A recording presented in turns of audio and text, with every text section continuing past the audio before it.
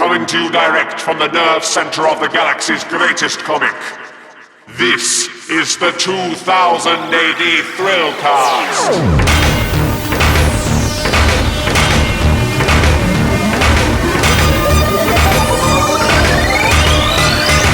Borag Thung, Flitz, and welcome to the second anniversary episode of the 2000 AD Thrillcast. Yes, we've been going for 2 full years, so thank you to every single one of you for listening to the official podcast of the Galaxy's Greatest Comic. It's been wonderful to have you along. We've had some amazing guests, had some amazing chats. If you're only just sort of coming to us now, then please do go back and check out some of our interviews with top creators. I mean, not just the epic ones that we did with John Wagner and Mick McMahon, but we've got people outside of comics, outside of 2000 AD. We've got Lauren Bucas, Dale Halverson, Ben Wheatley, but also we talk to the people who are making 2000 AD on a weekly basis. And it's been a great journey so far, with plenty more to come in our 40th anniversary year.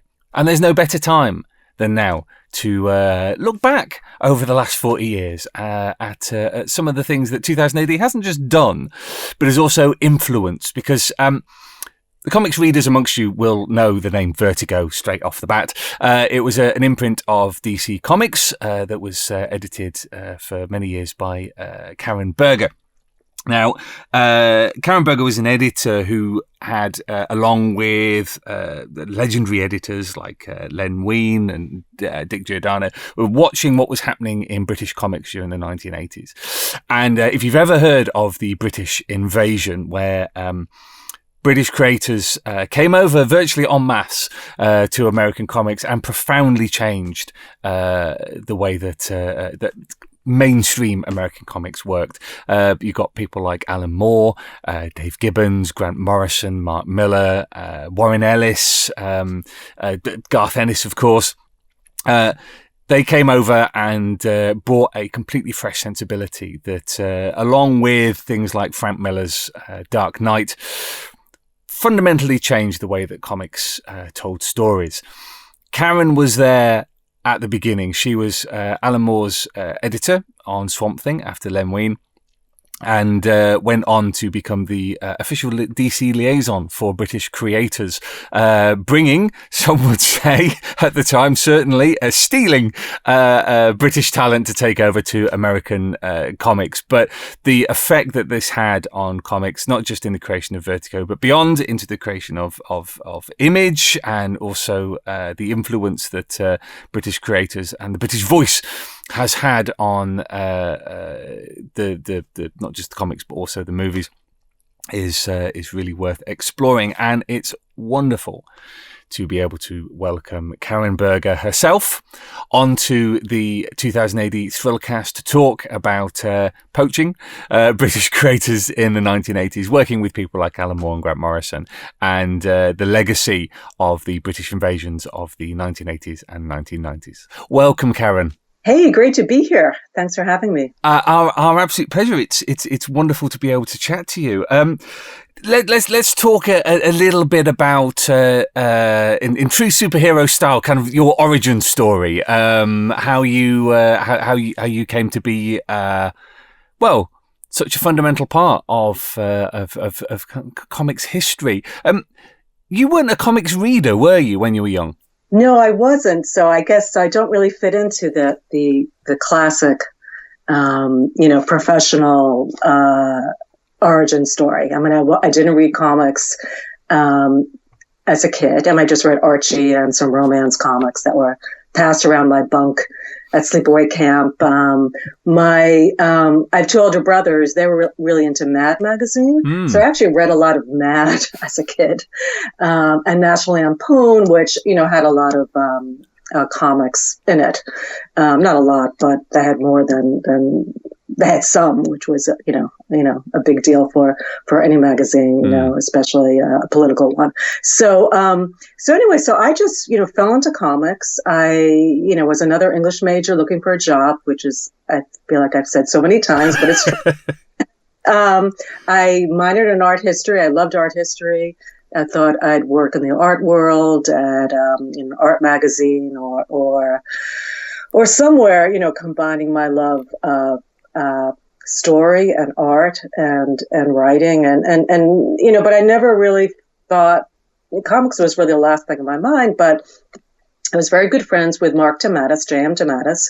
We were pals in college. I went out with a friend of his when I was 17, and that was a very short romance. But Mark and I stayed friends, and we were just, when you're that age, you hang out with a bunch of people, and I hung out with Mark, and he was always, writing and a huge comics fan. So he's a few years older than me, and he got into writing comics, through Paul Levitz at DC. And, when I got out of school, Paul was looking for an assistant. His former assistant had just left. And he actually was looking for someone without a comics background. So it sort of kind of just happened. It was a real fluke. And I'm very happy that it happened, but never in a million years would I have imagined it. Well, it's interesting going back to what you're saying, that you had read things like Mad and National Lampoons, and that they kind of sit in a very interesting part of comics in that they're not part of what most people would think of as comics. So your standard superheroes or 2000 AD or whatever. They're much more national institutions. What was it? With a real political commentary done. Subversive and humorous and smart way, So that aspect of it, I think, was definitely an influence, in terms of what my, career worldview would be. How you put it, right? Yeah. In one interview I read with you mentioned A Clockwork Orange. Being a particularly influential text, and it's kind of very easy to see the echoes of that. It was huge. I took it. It was in high school actually. Yeah, which back then in the 70s was a big deal to be. Things were, this was like the first progressive English class that I think probably ever existed in my high school. So so it was. Yeah, I was totally taken by it, and the extreme worldview, and the issues that were presented, and the character. It was really quite. Yeah, I really responded to it. Mm-hmm. You mentioned there that Paul Levitz was specifically looking for someone as an assistant who wasn't into comics, who wasn't from a comics background. Why do you think that is? Well, actually, the job was, I think, more pragmatic for him. I mean, at that point, Paul was he was practically running the company, even though he wasn't running the company. He was editing. He was in charge. His main role was editorial coordinator. So he was in charge of all the scheduling for all the comics. I mean, except for Julie Schwartz, there was sort of a central system where all the assignments went through. And even though the editors would obviously work, the various editors like Len Wein and Jack Harris would work with their specific talent directly, Paul would handle all the scheduling and all the deadlines and payments and all that stuff and the contracts. So it was really a centralized position, and he was looking for someone who was not a comics fan, because that was the main part of the job, was the administrative part. And plus he did, he handled, whatever few contracts we did at the times in terms of licensing deals, he kind of handled that. He also, edited the Batman books at the time in the House of Mystery. So so what was great for me is that I was exposed to the business side and the creative side of comics. And I was given the opportunity after a few years to kind of make a commitment to one or the other. And, in a heartbeat, I decided to become a full-time editor instead of managing editor. Okay. So. I mean, that's absolutely fascinating that Paul was that it was such a centralized position, because, I mean, just the things you've reeled off there that he did, each one of those could be a full-time position in of itself. Well, Paul is brilliant. Paul is brilliant and has the capacity to handle so much work, so, efficiently and at such a he's such a smart guy. He's just a really, really smart guy. And, he just, he likes to be busy, just likes to do a lot of stuff. At least back then he did. And he just, he's very, he's a very organized person as well, too, which is something that I'm not an organized person. So I really respected that, that influence in my life. What were your first impressions of working at DC, of stepping into this very particular and some might say peculiar world where these comics have their own culture, they have their own language? It was so different from anything that I ever knew. It was, I started in October '79. So DC had 35 people working on staff. There were a few women. Obviously, Jeanette was the publisher. So, her influence in my life, both professionally and personally, has been huge. And not only, her input, her direction and her influence in comics has, not only affected DC, but it affected the entire industry. And I've talked about this in other interviews recently, is that everything that's going on in comics, in American comics, is really, I feel, due to Jeanette in terms of the creator-owned expression and creator rights. I mean, Jeanette, before it was fashionable, did what she could within a, sort of corporate publishing system to make comics more, to give creators more rights than they ever had. And in turn, in a very sort of controlling industry. And plus her goal to expanding the readership and really making, I remember when I first met her, she said to me, "You can do any kind of story in comics." And I remember thinking, what is she talking about? What do you mean any kind of story in comics? This is just, I was 21. I'm walking into this place, which is basically superhero stuff. And I'm like, well, what does she mean? But, obviously it stuck with me. And I sort of took that as my kind of guidepost going forward. I was, the people at DC were really nice. I mean, I was really lucky. I was in a cubicle across the hall from Paul and across the hall from Julie Schwartz, and Len Wein was down the hall. And what was great about being across from Julie Schwartz is that I was, this is the real tail end of the real old world of comics. So I was able to, he'd get his weekly visits from, Kurt Swan and Kurt Schappenberger and Bob Kanigher and Joe Kubert would come in once a week to work on Sergeant Rock. You had some freelance editors, who were former, not former, but who were still, active as writer and artist, like Bob and Joe, but, who still had, but they used to be on staff a long time ago. That's what I meant in terms of sort of former employees, but always, writers and artists, to begin with. So it was Ross Andrews. So it was a really great environment. People were really nice. It was relaxed, and I felt really welcome, and I felt that I was exposed to this really kind of strange place, because I grew up in Brooklyn in my mom was a teacher. My dad died when I was very small, so I had no memory of him. And, I lived in a, working class, Jewish, Italian, Irish neighborhood where most people, most of the, parents were, either teachers or working class jobs. So, didn't know anyone who was really, into the arts. And the thing about comics is the roots of American comics really, as you know, is heavily Jewish and Italian. So obviously that in New York, very New York. So, it didn't take long to fit right in. And I mean, how long was it? I think you may have already mentioned this. How long was it before you had the opportunity to start editing things? Well, after I was there 6 months, Paul said to me, "Well, let's see if you know how to edit. Let's see if you have any editing skills." Paul was very sort of direct and just kind of said what was on his mind.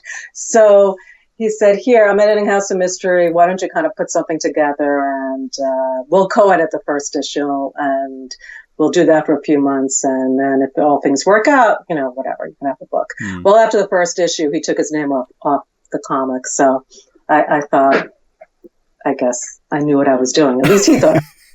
So, and then I sort of slowly, again, I really started off more as on the administrative side. So after a year and a half, when Paul was promoted to business manager, I was promoted to editorial coordinator. So my main job really was the kind of administrative and business side of working with the freelancers and the talent and all that stuff. But I was lucky enough to get to work on Amethyst, Princess of Gemworld, which is still one of the favorite things I have edited.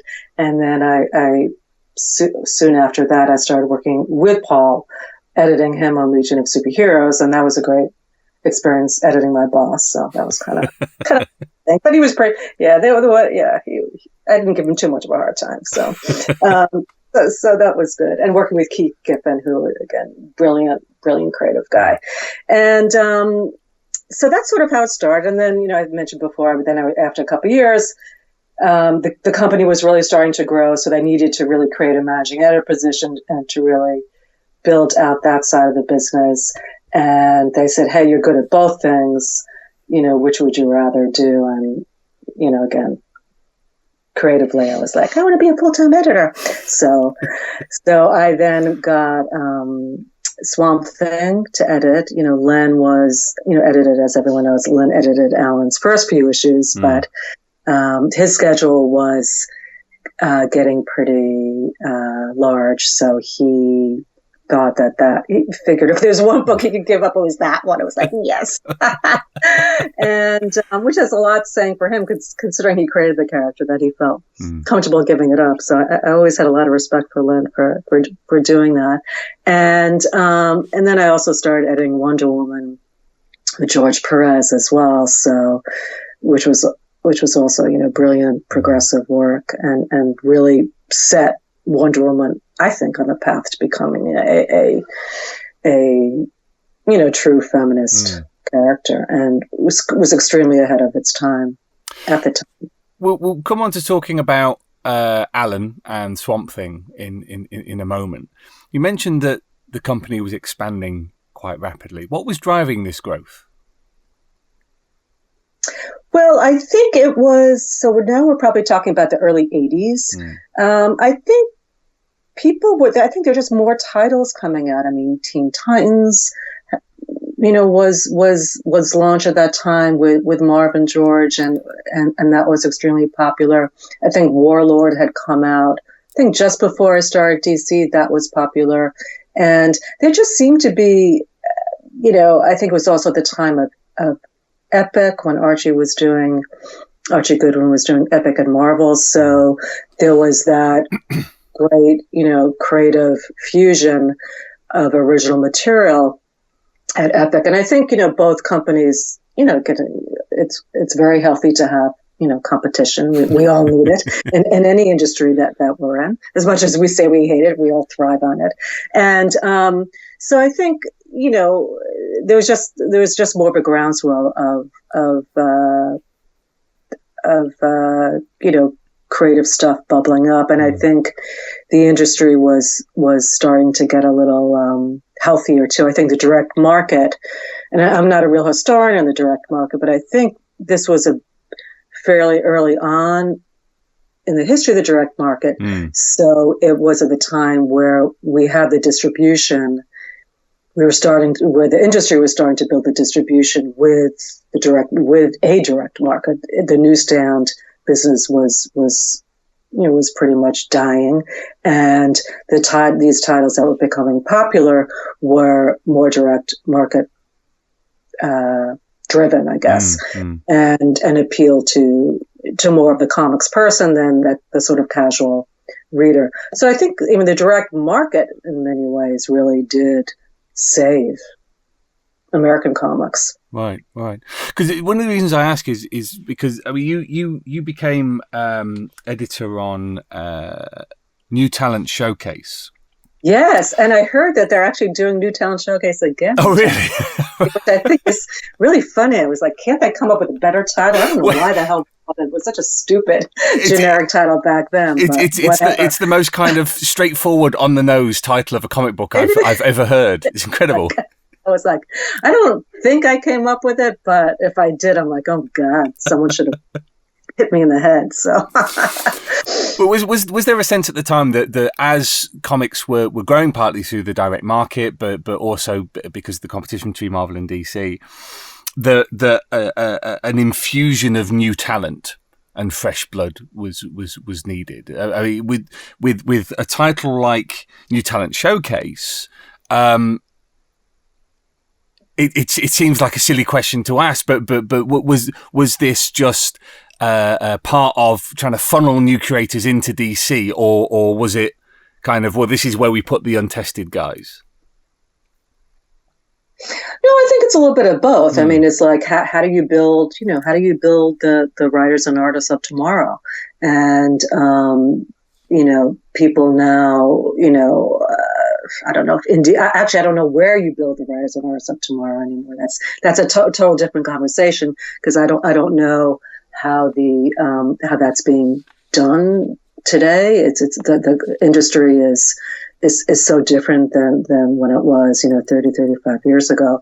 But DC really, made a commitment to, just, you got to try out new people. And, Marvel has done things. I mean, both companies have, in terms of trying to either do competitions or things. I think Marvel did more in terms of competitions, where if you write a script where, you'll get an assignment or blah, blah, blah. Where DC devoted that book as its, mission, which I thought was a pretty cool thing, at least at the time. But again, editors would always want to take a shot on trying someone new. A good editor would, I think, because they recognize that you always, for an industry to really, in a creative industry, you're always going to need new voices. And if you shut yourself off from it, then you just kind of, at some point you kind of run out. So you need to obviously be in that, position. It wasn't like this was a huge direct mandate from above, but it was just, I think, a real kind of common sense way of handling a creative company. Because when you were editing these titles, you had people like Dick Giordano, Joe Orlando, Paul Levitz, who seemed to be keeping an eye on the British industry, the titles like 2000 AD and Warrior that were coming up. Was this something that struck you at the time, or was it just kind of background that this is where they drew ideas and influences from?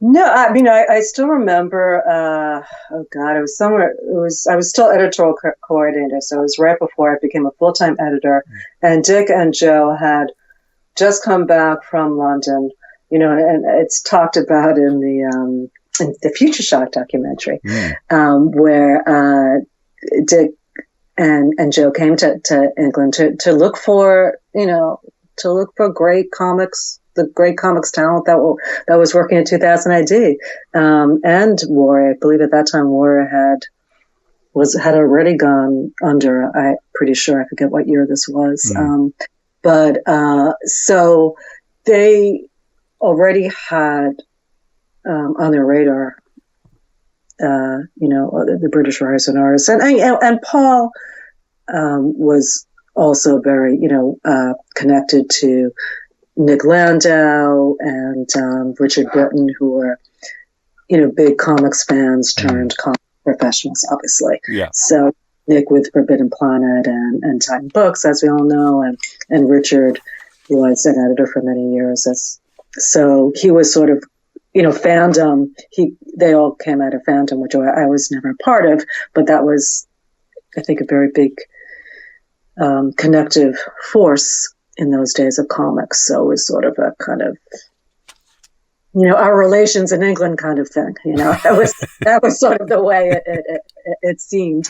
And so it was, so that's kind of how I remember first even hearing about 2000 AD.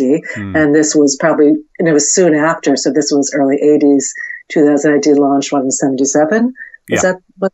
Yeah. So I just remember looking at the stuff, and they were brought back, and I'd seen some 2000 AD stuff before, but I never really kind of got into it, and I never really devoted much time to reading it. But when they came back and was showing me this art, I still remember them showing me Steve Dillon's. First time I'd seen Steve Dillon's work. And they were saying, "Hey, this guy's only 16." I'm like, "Oh man, I can't believe it." So anyway, and then, I started, I got my hands on some Warriors, and was reading the material there. I don't know how the hell I did it, because I don't even know how it was available in the States. Must have been through Len or Paul or somebody. I don't really remember. But yeah, that was sort of my first exposure to the British talent. It was in the early 80s.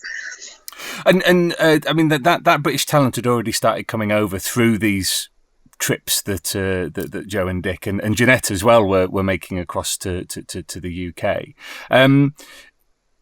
Well, actually, the first person who really came over was Brian. Brian came over first before any of them went over. I think because of that sort of connection, and like I said, that sort of, these are British relatives across the pond, and I'm not really quite sure. I don't know if Paul and Len, or I don't know if they were over in London and met Brian, but I still remember the first summer that I was at DC. Brian was over for about a month, and he was staying with Len, and he would come in every day or a few times a week and work in the office and draw covers, and it was great. It's come to be known as the British invasion, but it wasn't a sudden rush. There was this kind of drip of talent coming over. Yes, there was. Yeah, it was that sort of slow drip, and then then I started obviously working with Alan on Swamp Thing, and don't have to say anything more about how that changed everything in comics, but also at the same time, Cam Kennedy and Jim Bakey and Alan Grant and John Wagner were starting to do some work for DC on some original things. And I think it was before they did any work on Batman, but it was on some original stuff. Again, I should have checked my notes for that. But you probably know them better than I do. So they were starting to work with Denny O'Neil and Len Wein.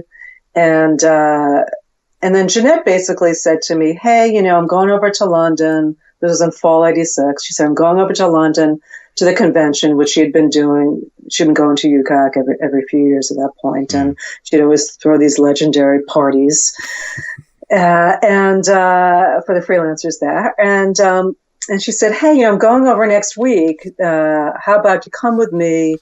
Because, I think we need sort of an ambassador here, because our talent pool in the UK is growing. And I think they'd be great if someone sort of devoted more time to, paying attention to their concerns." It was more kind of a helping hand kind of thing. It wasn't necessarily in a creative role. So I was like, "Hey, I'd love to go and again, be whatever help I can." But when I was there, I, quickly realized, hey, there's this enormous pool of talented writers and artists here. Why aren't we really cultivating them more? The new people coming up into doing more work for DC. And again, the timing was, couldn't have been better. It was the time of, Dark Knight and Watchmen. And Mouse. So it was that, all those forces sort of, came together, that the stars were aligned. If any of this stuff is planned, as you know, in any sort of creative movement, it never happens. It just, it has to happen organically. And that's really what happened. I had also at that point just started, I was on early development stages with Jamie Delano and Hellblazer. So I was slowly starting a little bit something there, but had, wasn't really until I went over to England, till Jeanette said, become our British liaison, that I sort of came back and, said to her and Paul and Dick, it's like, hey, why don't we really, expand our efforts there even further? And obviously they were totally on board with it. I mean, it's interesting that you became the official English liaison, the official liaison for DC with British creators. Why you? Why were you uniquely placed? Well, because I was working with Alan, and I think I had a good reputation of working with people.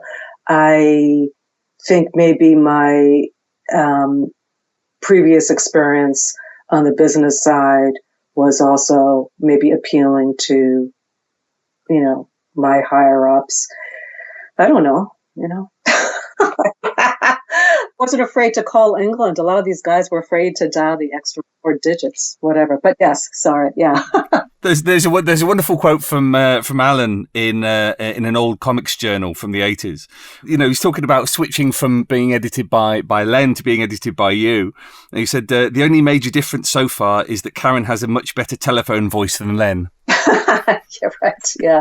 Well, I think a lot of it, and I also think communication wasn't that great with some of the editors. I don't know. I think seriously. I mean, this was before computers. This was even before FedEx. I think it sounds like it's like God. It feels like it's horse and buggy times. But I remember. It was kind of a big deal for a lot of these guys to again dial the extra digits to call the UK. Don't ask me why. Between that and the time difference, they whatever. So I had no problem doing that. with the British talent that you were bringing over,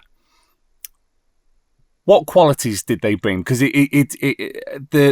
British industry very different to the American industry. It was predominantly weekly. It was very episodic. It was a short bursts of story. And I've read stuff subsequently that talks about different perspectives and different cultural norms. But I'd be interested what you think these artists and writers bought that was different and refreshing and interesting. Well, there was a real, anarchic sense to many of the writers, personal, POVs. And in terms of how they kind of looked at the world and how they brought that to their work, and their view of America is, and American comics was different than how an American might view, their own homegrown entertainment, whatever reading, or entertainment. And the British, brought a sensibility that was again, had this sort of revolutionary aspect to it. It was, comics, let's shake this up. Let's do something different. Let's look at the comics medium and, sort of as a launching pad to do stories that sort of reflect the world that we live in more, that combat the norms, that, again, a lot of the stuff that was being done in 2000 AD, but doing it sort of on a wider platform and in different genres. I mean, 2000 AD was still a very kind of small place to do this. And they were, confined by the 8-page story aspect of their work. And here the British talent were given the opportunity to not only take DC characters that they might have grown up on as kids, as readers, kind of take them and sort of, apply their sensibility, to it. I mean, one of the things I still remember Alan telling me very early on. He said, Karen, he said, we might speak the same language, but we're really very different in terms of our cultures. And totally. And again, I was really young when I started working at DC. And when I first went over to England, I was really struck with the difference, again, culturally between the two countries. And I think a lot of this stuff is, I don't even know, is it subliminal on a level? I think it's just the way that, is it a race memory? I think it is the cultural forces, the government forces around us.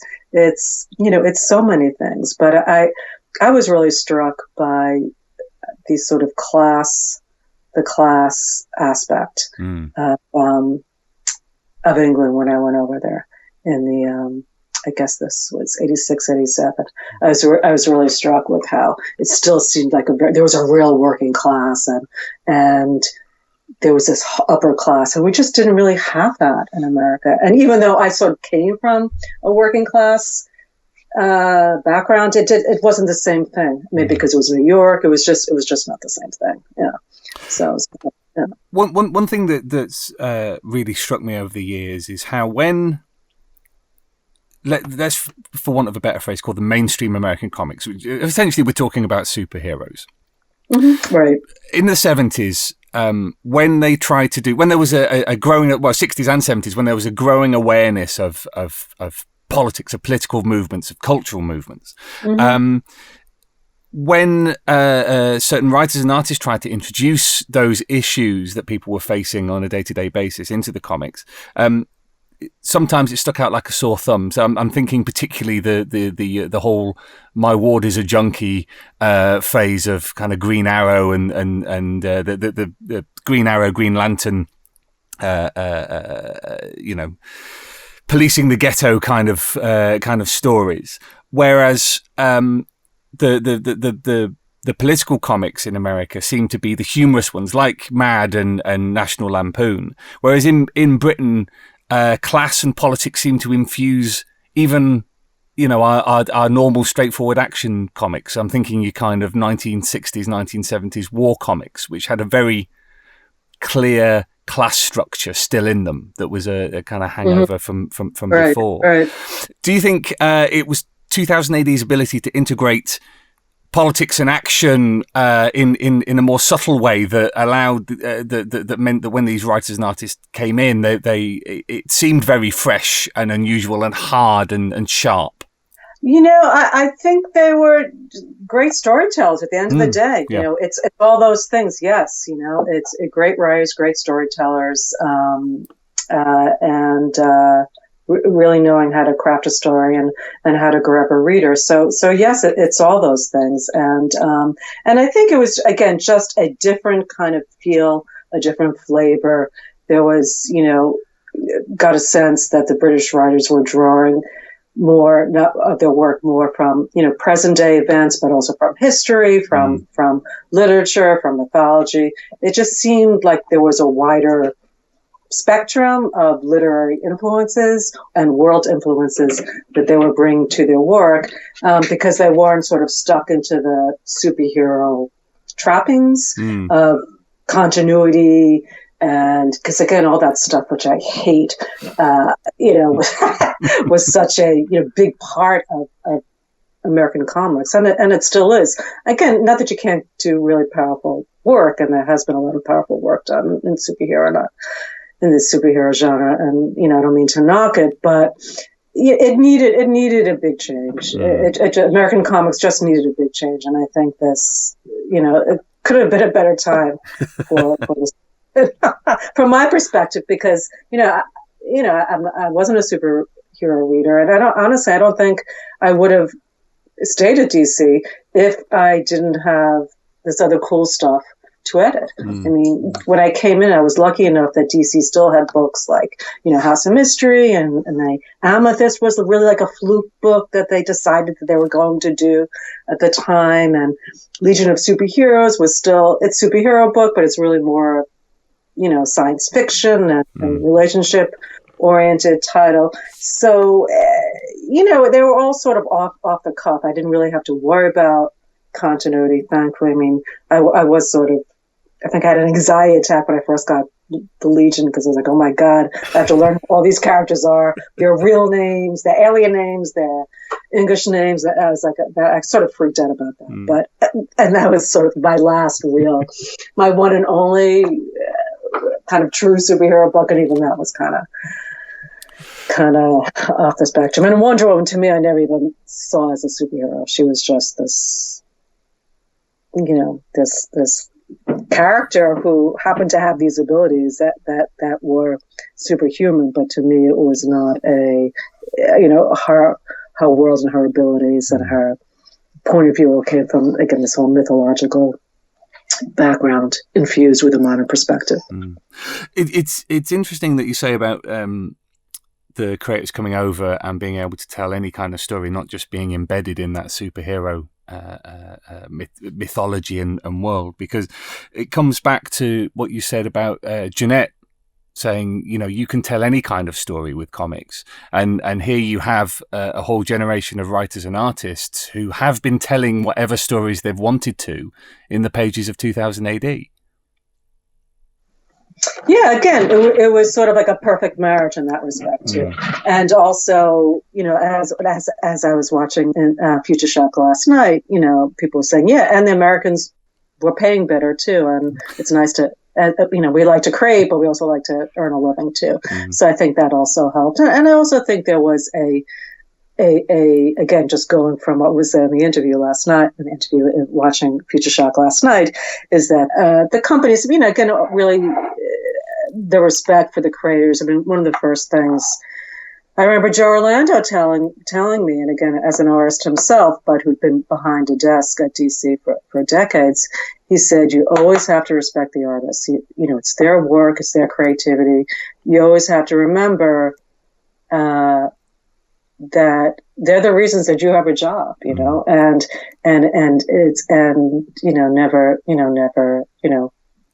sort of disrespect them in any way. And my nature was always to treat people with respect, but I didn't, again, being new to comics, I didn't know that comics had a history of really not really respecting the writers and artists who work. So again, it all sort of fell into place once I sort of knew where I was, what had been, but whatever.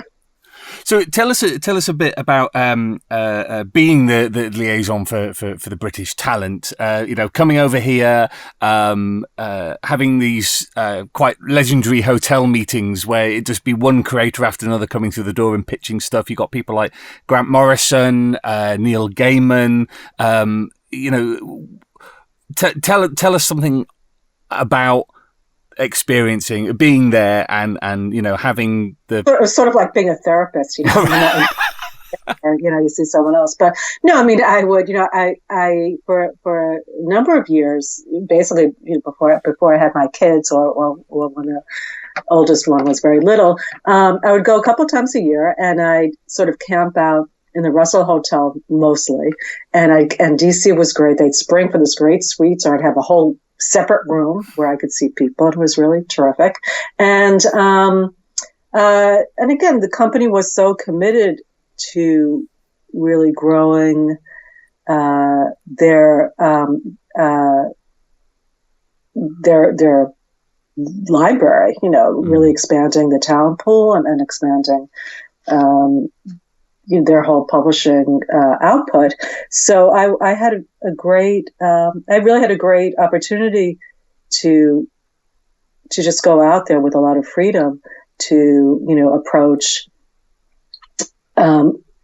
writers and artists who were, legendary and experienced, like John Wagner and Alan Grant, and then sort of look for the newbies at the time, like Grant Morrison and Neil and Pete Milligan. So it was, it was a really great time. But I met people also very early on in the career, like Duncan Fegredo and Warren Pleece and Sean Phillips, and all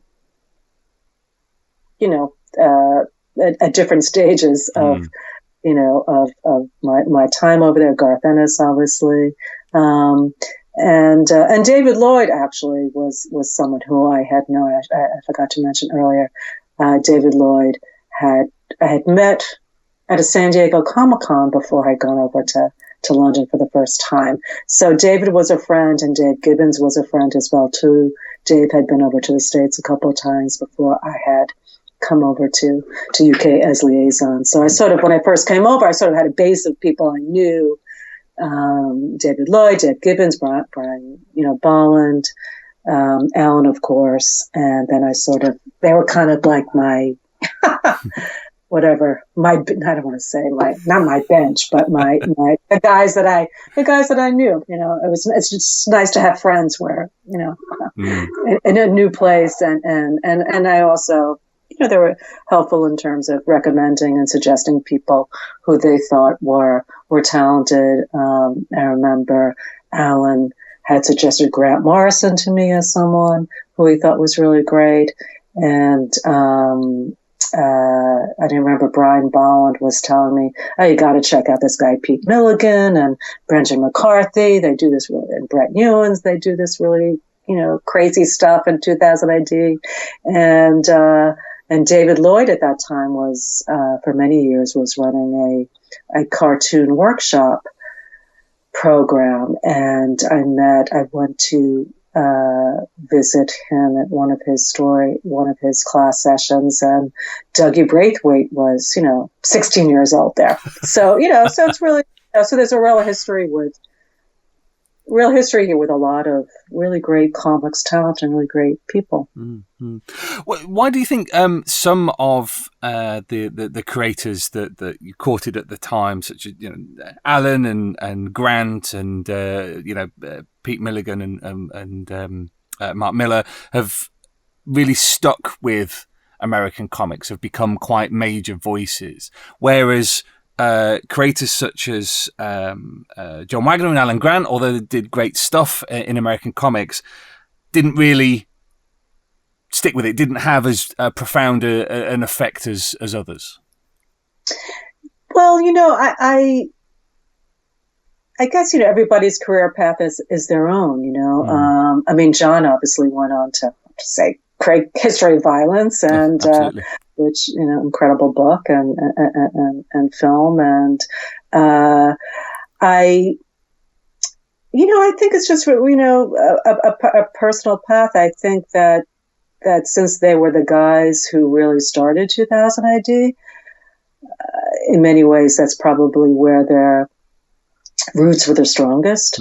I think they, all did some really good work in the States, but I think probably their, main sensibility and their main interests were more sort of homegrown for the UK. And, but, they're all terrific writers. And, so that's kind of my take on that. Okay. And you'd had the first wave of British creators come through, and then you had the second wave with Jamie Delano on Hellblazer.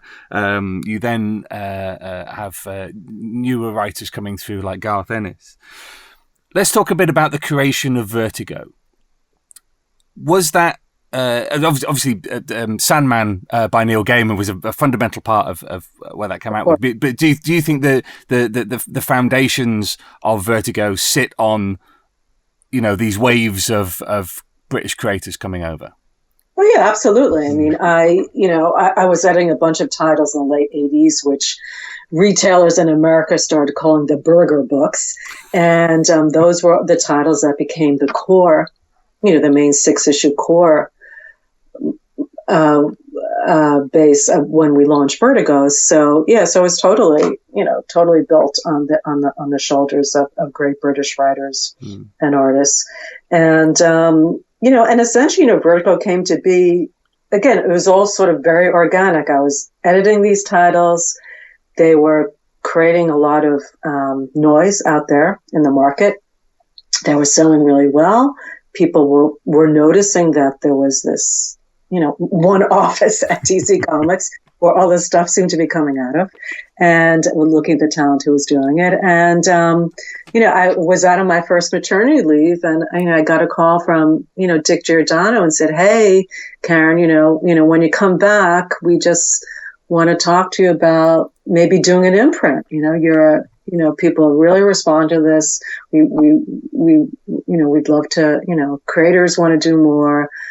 We want to do more. Fans want to see more. Retailers want more comics. So, how would you like to do an imprint?" And I was like, duh, of course. So I put together a publishing plan, and, and again, it was kind of, it all happened sort of organically, but I obviously I did have to sort of come up with some kind of plan to launch this thing.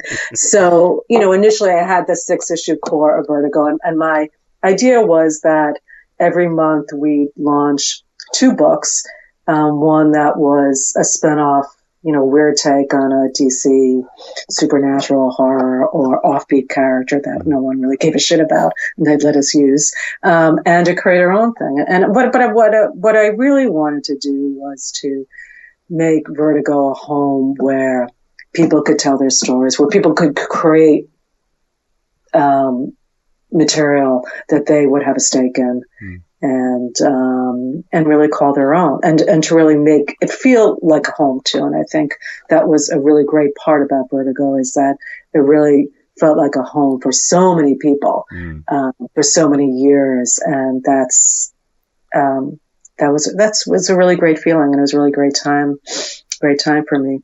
Because it's interesting, when I was doing my research, how with Alan working on Swamp Thing, there was very much a sense of kind of bottle lightning, that you'd found this different way of looking at things, and in certain ways, some people at DC kind of just wanted more of the same, whereas what you ended up with was a wide variety of different creators wanting to do very different things. And kind of Vertigo was the expression of that, by the sound of it.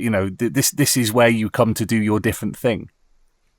Yeah, and I also think, because I was not a comics fan, and because I was not, again, beholden to my childhood passions for certain characters or my own views of what comics should be, I was more open to what other creative people want to do. I think in comics, since you have, especially at the time at Marvel and DC, the editors, again, I was a real exception. All the editors were people who grew up on this stuff. And so that comes with sort of preconditions, I think. And I think some editors were less likely or less willing to take chances on material because of, certain, feelings and views that they had. So I felt that mine was a bit more objective in that respect, and I think helped.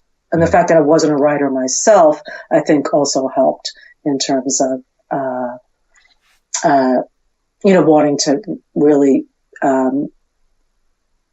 work with writers who want to do something different and really help develop them if they're new people, entirely new to comics, or work with really experienced people, which has always been my real love is again working with new people, and when you look at all the new people that I worked with at the time, people who were new to comics, and now they're, the top names in the industry. It's a really nice feeling, and couldn't be happier and prouder of so many of them. When I've been rereading, because we're republishing Thrill Power Overload, which is the history of 2000 AD, that's been expanded for the 40th anniversary. And one thing that crops up during the course of the 80s is obviously reference to DC coming along and taking a talent over to the States, and particularly when I think Alan was working on Halo Jones at the same time he was working on Swamp Thing, and he starts to see the editorial starts to see conflicts happening there. Did you get any sort of sense from through the creators that the editorial at 2000 AD was annoyed or getting miffed that this process was going on? Oh, I had a feeling that people hated me. I mean, over there, just as I probably would have hated myself too. So, if I was in that position. So, um, uh, yeah, I mean, it's it's just kind of what happened. I mean, you work on it's not totally dissimilar to uh, my later years working at Vertigo, where new people would come in and we'd give, stars to Jeff Lemire and Scott Snyder, and they'd be quickly swooped up and given gobs of money by the superhero people at DC and and at Marvel. So it's not dissimilar in that way. I mean, it's just kind of the way that it is. So yeah. With Vertigo, is there a particular moment, a particular title, a particular creative team that really stands out, and you kind of look at that and go, that's a highlight. That's the pinnacle of what I wanted to achieve. People have asked me that, and it's such a hard one to answer because it is really the cliche of who's your favorite child. And again, I was at DC for so long. I was there for 33 and a third years, and I guess Vertigo. I started Vertigo in '93, and I left DC in 2013. So I had I guess 20 years. But I had really great times on so many books. I mean, so it's really hard to answer. I mean, I will say that, having said all that, I will say working on Swamp Thing with Alan and Steve and John and Rick was a really, really, really special time in my life. And because it was almost before any of this stuff happened or was starting to happen on that title. So, and we really didn't know what was going on. So we were just there just doing really good comics, and we knew we were doing something really special, but we didn't quite know what was going to happen. So when it was also new and fresh, that time, I think for me, what really stands out. But I had so many great times on so many other titles too, so I don't want to, but if I had to pick one, I guess I'd pick that one. It's interesting how the industry has changed based on what you said about Jeanette and the moves, even when it wasn't necessarily fashionable to give creators more control over their creations. That now we're in a situation where outside of Marvel and DC, the dominant one of the dominant comic book companies is Image, which is a creator-owned publisher. As I mentioned before we started the interview, when we've had David Brothers from Image on the podcast before, and he drew a very direct line through 2000 AD and Vertigo through to what Image are doing now, the kind of culture, not just the culture, but also the kind of creative choices. Do you see that line, that they are part of this long continuum? Oh yeah, absolutely. Absolutely. I mean, as I said in the Future Shock documentary, there never would have been a Vertigo if there wasn't 2000 AD. And Image today, I mean, Image launched, I think, about 6 months before Vertigo actually launched, but it was a very different company sensibility-wise when it launched to what it's turned into now. And Image Comics today wouldn't be who they were if it wasn't for Vertigo. The majority of the creators there, of the writers, all started at Vertigo. So it's pretty clear to see what happened there. But to Image's credit, they've also built something like The Walking Dead, obviously, huge, entirely through the Image model, where Robert Kirkman came in as an unknown, and I believe someone else did too, who didn't really have any comics. Hickman, Jonathan Hickman also didn't sort of come in through the trajectory of, make it at Vertigo, and then become a superstar at DC or Marvel superhero writer. Will pay you a lot of money, we'll give you an exclusive contract so you don't work for the other superhero company. And then you can afford to do a creator-owned book at Image where you are either, given an advance or not, but you can afford to do it that way. So it's an odd sort of way that things are the industry is sort of odd in that respect. I mean, it's wonderful for the creators. I mean, it's absolutely great that Image exists. But you, in order to really have Image work for you as a creator, is that you have to financially be able to work there. I mean, you're taking all the risk on your own.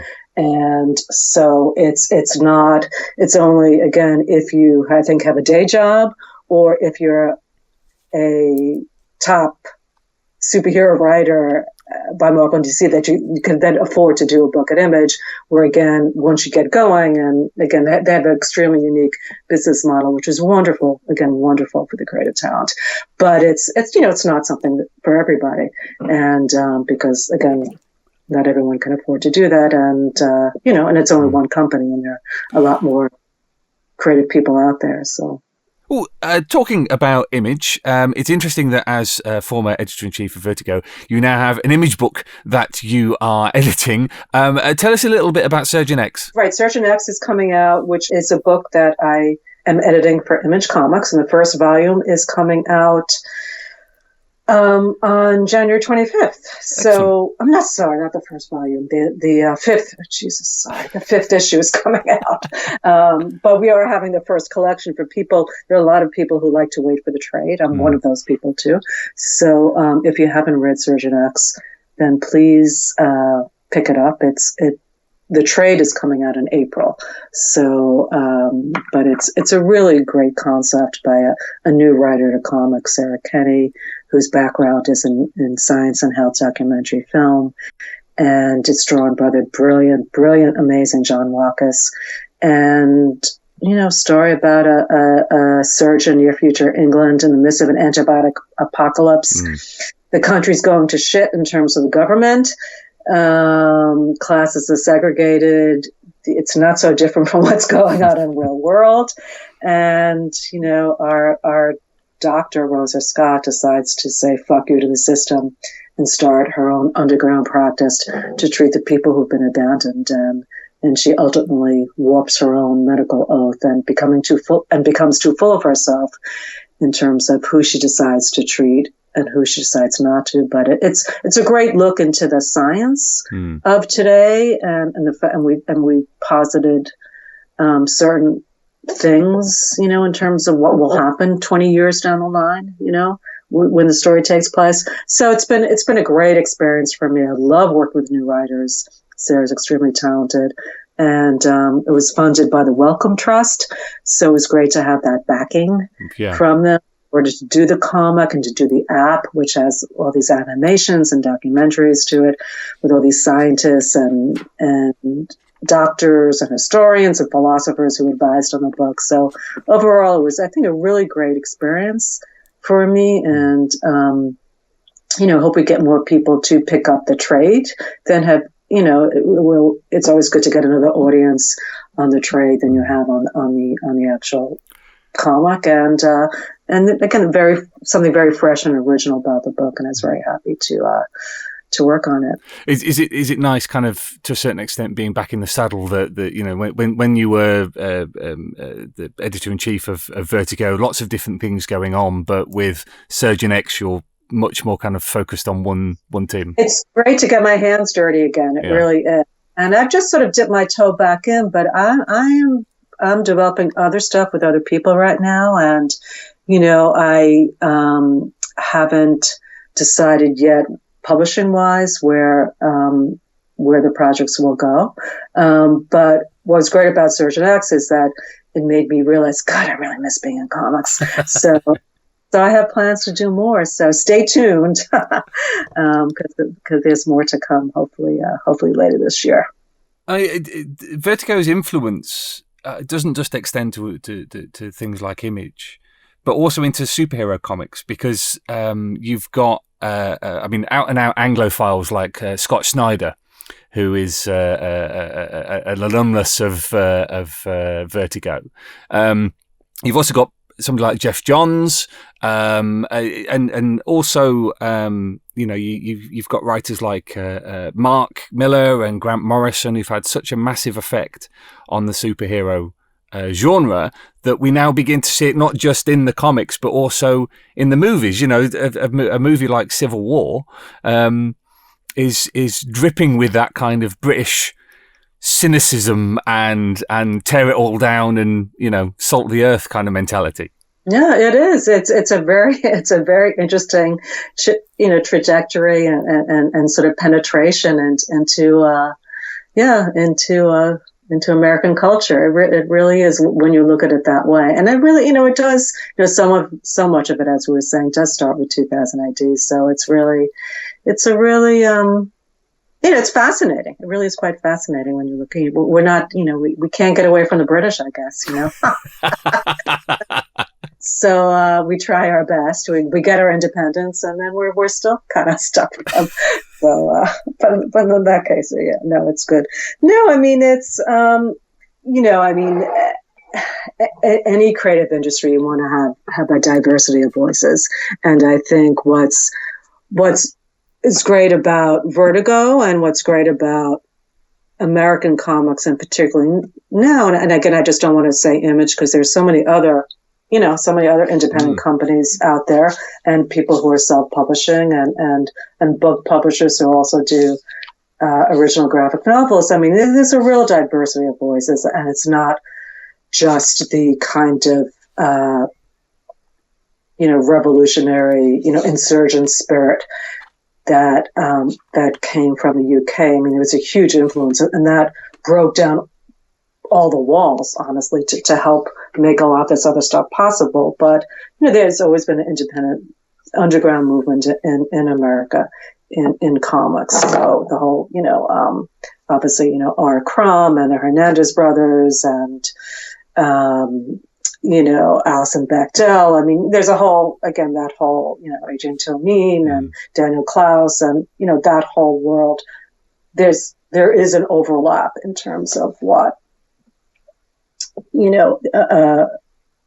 terms of looking at the whole picture of American comics. But it's interesting, there seems to be always this segment between, okay, these are the cartoonist / writer artists, and then there are the kind of mainstream monthly comics readers. So there's always been those sort of two camps. So it's always been someone should really kind of do an article about that and do a book on that. It's like, why are these two different camps, and can they ever meet, and why, there's always been those two things. And I remember I always, had to sort of fight, or, for many years, people would call me corporate comics, and I would always take such offense at being called working for a corporation.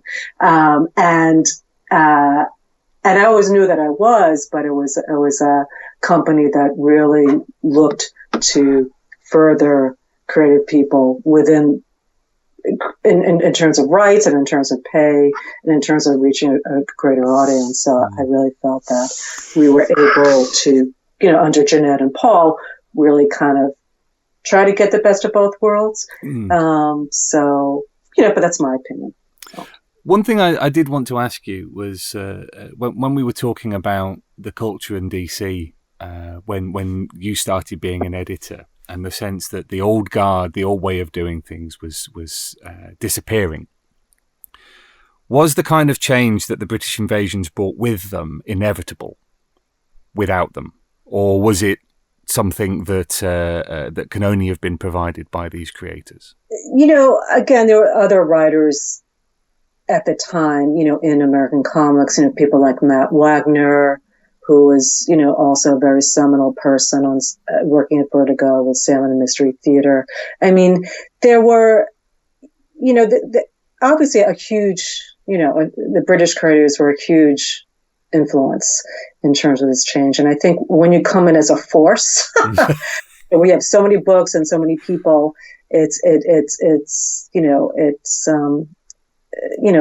almost like, it looks like they can't be reckoned with. But I will say, I mean, I I'm an easy person to work with, but I also, can give people a hard time too if I feel that creatively they're not kind of, making their point or going too far or trying to push them in different directions. So I think, the editor has a big role in a lot of this as well too, and not just myself, but the other editors who have worked for me over the years who've been really great in terms of collaborating and working with talent, people like Art Young and Shelley Bond and Stuart Moore, Tom Pyre, Will Dennis, Axel Alonso. We've had so many terrific editors at Vertigo helping to get these comics to the table. You can have great writers. I can't do everything. And the editors I work with, did so much in helping to work and nurture a lot of the, talent that have worked at Vertigo over the years. I said we'd come back to it to talk about Alan for a moment. I wanted to ask you first off what your memories are, any that stand out of working with him on Swamp Thing, but also why he was that person who started it all, why it was his voice that made everybody suddenly sit up and take notice. He's just so damn good. He just, he's brilliant. He's brilliant. He's a genius. He's from his ideas to his wordsmithing, to his storytelling, to his character development, to everything. Alan is a brilliant artist, writer. He's, writers are artists as far as I'm concerned. And, there was just a real power and humanity to Alan's work and an intelligence that you just really didn't see in comics anywhere at the time. And I think it just, impacted the industry in a way that, changed it forever. As cliche as it sounds, it's true. And was there a moment that stands out for you in your relationship with Alan when you were working together on Swamp Thing? Is there a moment that stands out? Yeah. Well, I remember when he was first coming to America, and I was like, please do not bring any weed on the plane. And I remember telling him that, I said, you're a target. But in terms of any, oh God, I don't know. There was just so, we were good friends for many years, working when we worked on the book, and it was a really great time for me personally and professionally. And, I can't really think of one time, to be honest. It was just overall a really great experience. I learned so much from Alan as an editor, just working with the best. And still, for me, he still is the best writer, who's written comics. There are plenty of other amazingly great writers, but to me, there's Alan and there's everybody else. I just, consider a real honor and privilege, and that I had the opportunity to work with Alan, and also at a time when I was young. When he was young, we were all much younger, and it was just a very kind of special time. So I can't pick that one time, and everybody wants that one time, but I can never give them. I guess I don't make for a good interview subject. So.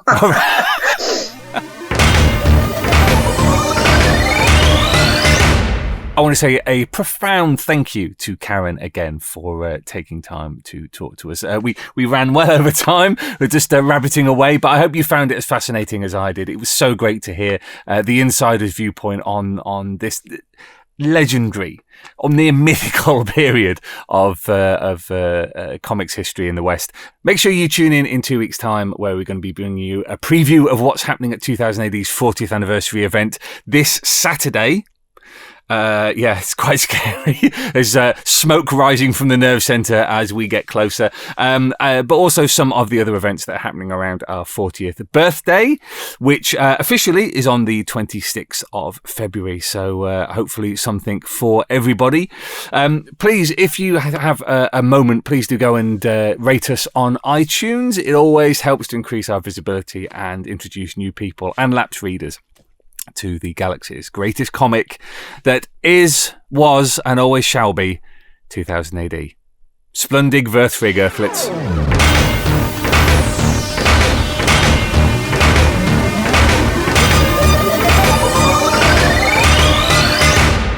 Alert! Alert! Alert! Thrill power levels dangerously high. Alert! Alert! Read 2000 AD every week. Ask your comic book store or newsagent now. Subscribe to the galaxy's greatest comic at 2000adonline.com. Subscribe digitally on our apps for Apple, Android, and Windows 10. And download DRM free copies from 2000adonline.com. Alert! Alert! Stand by for urgent updates. Search for 2000 AD on Twitter and Facebook. Watch the latest videos at youtube.com/2000 AD online. And follow on Instagram at Insta2000 AD. Program complete. Shutting down.